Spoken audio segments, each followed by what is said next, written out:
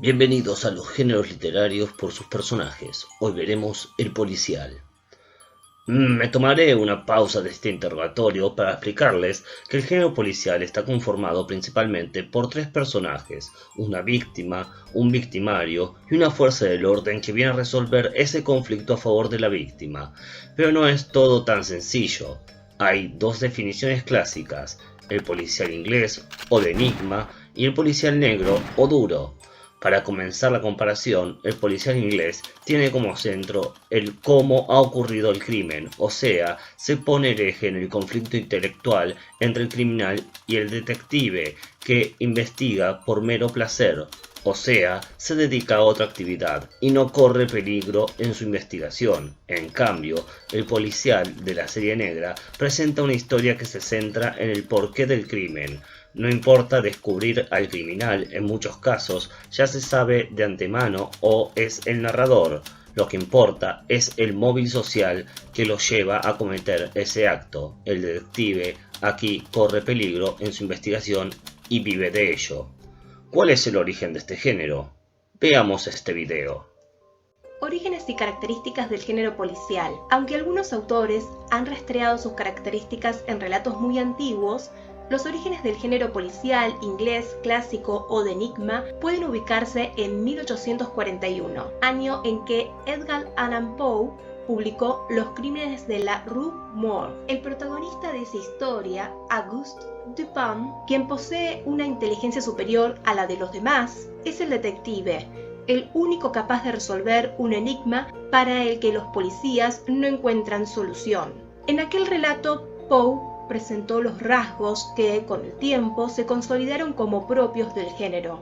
Al comienzo de la narración se conoce un hecho delictivo, por lo general un asesinato, que instaura un enigma: quién y cómo cometió el crimen.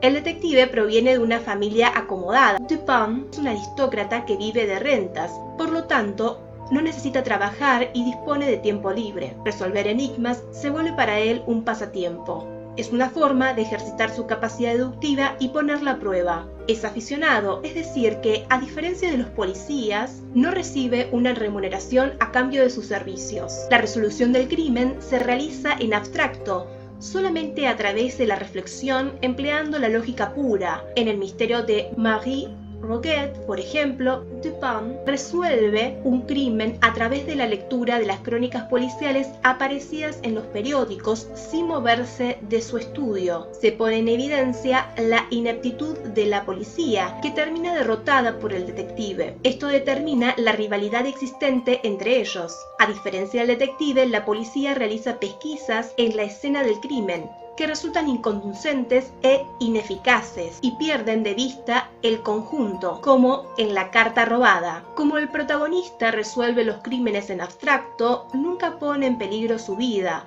Se encuentra con el criminal o, si lo hace, es una situación en la que no es posible recurrir a la violencia. Para desentrañar lo sucedido, el detective se coloca en la mente de su adversario y busca seguir su razonamiento lógico. Se espera que éste sea casi tan inteligente como el detective y la contienda que se establece entre ambos suele equipararse a una partida de ajedrez. Por lo general, el detective tiene un ayudante o compañero que narra la historia, como Watson en los relatos de Sherlock Holmes, creado por Sir Arthur Conan Doyle.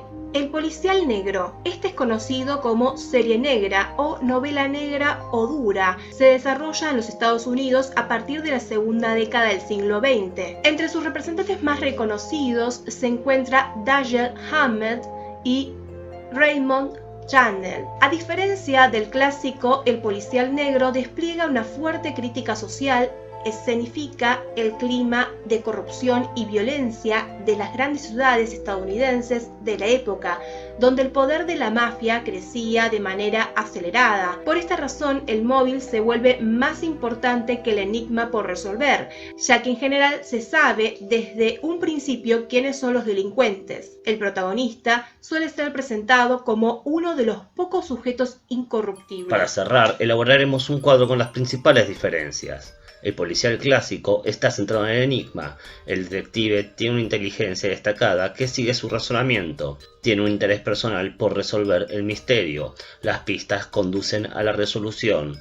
Está ajeno a la historia, mientras que en el policial negro, centrado en el ambiente de poder y corrupción, el detective vive de su trabajo, conoce los códigos delictivos y puede estar al margen de la ley. Está involucrado en la historia. Eso es todo por hoy, amigos. Adiós.